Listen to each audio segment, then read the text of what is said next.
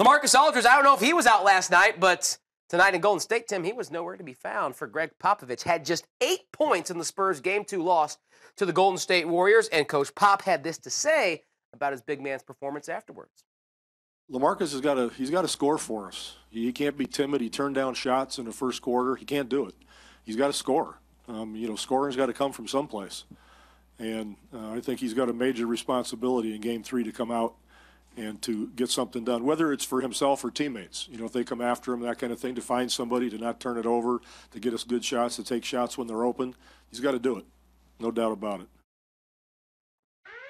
After hearing that, Tim, we're going to sound the alarm bells for this 120. Is it an overreaction or not to say that LaMarcus Aldridge is playing scared right now versus the Warriors? I think that's an overreaction. Let's be honest, right?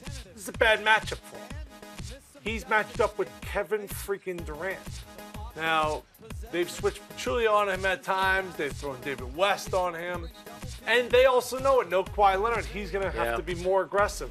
But if he would have had 20 more points on top of the 8, they would have lost this game still by double digits. So I don't think he's the reason why they lost game number 2.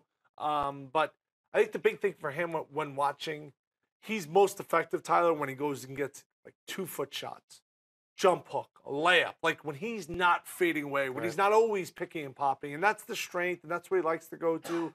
That's his crutch. But I like to see him take advantage of his size, especially when he gets a mismatch, get as close to the basket as possible. When he had that huge game against Houston, in the closeout game against the Rockets, you get a lot of easy buckets next to the rim and then expand your game out.